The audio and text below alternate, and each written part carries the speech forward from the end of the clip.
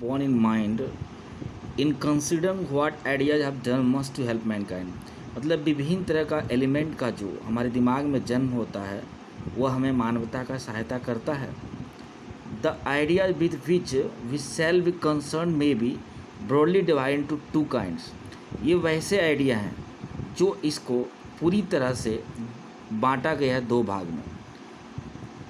पहला आइडिया है the contribution to knowledge and technique, जो कि सिर्फ नॉलेज और टेक्निक पर ज़्यादा जोर दिया गया है।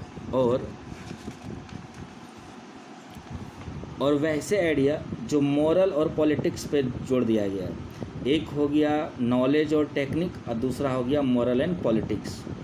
आई will treat first those that have to do with knowledge and technique. मैं सबसे पहले उन पर जाता हूँ जो नॉलेज और टेक्निक के बारे में बात करता है।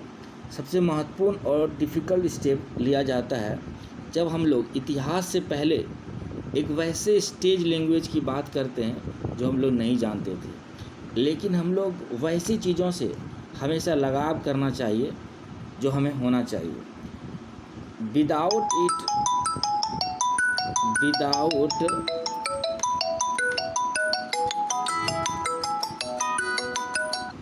Without it would have been very difficult to hand on from generation to generation the invention and discovery that were gradually made। बिना हम लोग कुछ डिफ़िकल्ट का कुछ भी हाथ में नहीं मिलेगा, इसीलिए हम लोग जनरेशन बाय जनरेशन क्या करते गए, इन्वेंशन करते गए, डिस्कवरी करते गए। ये सबसे बड़ी समस्या है। Another great step, दूसरा step which may have come either before or after the beginning of language। मतलब दूसरा जो स्टेप है हमें लैंग्वेज की विकास करना, मतलब कहने का मतलब आग यूटिलाइजेशन करना। मान लिया जाए कि I suppose that at first fire was cheaply use to keep away wild beast, कि मतलब जो आग का आविष्कार किया गया था तो उसको किस लिए किया गया था कि पहले आग का आविष्कार किया गया था कि जंगली जानवर को दूर भगाया जाए। जहाँ पे लोग हमारे एंसेस्टर्स होते थे तो आग लगा देते थे चारों ओर ताकि जंगली जानवर वहाँ पे आ नहीं सके।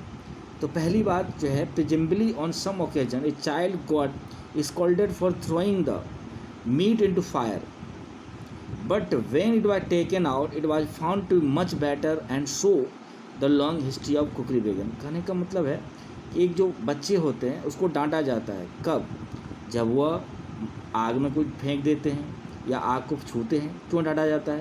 तो इसको सिखाया जाता है कि ऐसा नहीं करना चाहिए। आग में हम लोग धीरे धीरे क्या करना सीखे, कुकरी करना सीखे, यानी खाना बनाना सीखे। The teeming of domestic animals, हम लोग जंगली जानवर को स्पेशली क्या करते हैं, द काव and the ship must have made life much pleasant and more secure. हम लोग इन लोगों को क्या करते हैं, अपने डोमेस्टिक को जीवन में अपने स्वार्थ के लिए रखते हैं, इसको बंदी बना के रखते हैं। Some anthropologists have been attractive theory that utility of domestic animals by not foreseen। लेकिन कुछ ऐसे लोग ऐसे हैं जो कि पालतू जानवरों को फॉरसीन करते हैं, मतलब उसकी देख रेखाव करते हैं।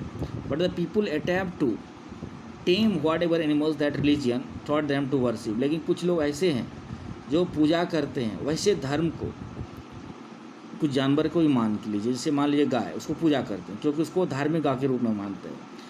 The tribe that worshipped lion, जो ट्राइब होते हैं लायन को पूजा करते हैं। And crocodile died out while those to whom the cow और the sheep was a sacred animals purpose. उसी तरह गाय, शीप, इन लोगों को भी पूजा की जाती है। आई लाइक द थ्योरी, मैं ऐसी थ्योरी को पसंद करता हूँ। And in the entire absence of evidence for और against I feel a liberty to play with है। लेकिन मुझे इन सबों के प्रति घृणा आता है जब इन लोग इन सारे चीज़ों से खेलता है। Even more important than the domestication of animals was the invention of agriculture। जो अधिकतर जो पालतू जानवरों हैं लोग उसको धीरे धीरे कृषि के लिए इन्वेंशन करने लगे, जैसे which however introduced bloodthirsty practice into religion that lasted for many centuries। आप देख सकते हैं कि विभिन्न धर्म में विभिन्न तरह का जानवरों को अपने मतलब फ़ायदे के लिए उसको यूज करना शुरू करते हैं। Fertility rites tend to involve human sacrifice and cannibalism of children। कहने का मतलब है कि हम लोग अभी देखा जाए कि जितने भी लोग रहते हैं, मानव अपना सब कुछ त्याग देता है, किसके लिए? बच्चे के लिए। उसी प्रकार a similar opinion was adopted by the evangelicals and Manchester in the early days of industrialism. अगर अभी देखा जाए तो हर जगह अपने इंडस्ट्रियलिज्म बनाने के लिए मनुष्य अपने मैनचेस्टर को बनाने के लिए हर कुछ त्याग देता है।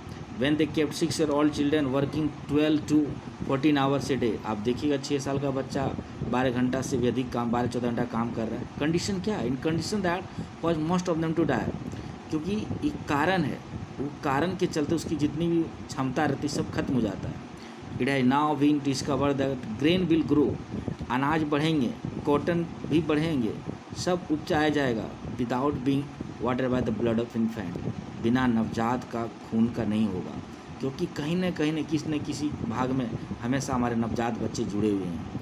इन the case of grain the discovery took thousand of year, in the case of cotton goods hardly a century. हम लोग जो कॉटन उपजाते हैं तो वो काफ़ी मतलब सेंचुरी के बाद उपजाते हैं, लग जाता है। इसीलिए there is some evidence of progress in the world, इसीलिए पूरे दुनिया में बहुत विकास हो रहा है। The last of the great prehistoric inventions the art of writing, आखिरी बार जो इन्वेंशन किया गया था लिखने की कला को, which was indeed a prerequisite of history, जो इतिहास का एक अलग परंपरा था। जैसे राइटिंग, लिखना, स्पीच बोलना, डेवलप करना, इन सारे चीज़ों को डिजाइन किया गया था एक मैसेज के रूप में। एज ओल्ड एज स्पीच, इसकी स्पीच ऐसे होते थे जैसे कि मान लो पिक्चर टू सिलेबस राइटिंग, कि कोई भी आप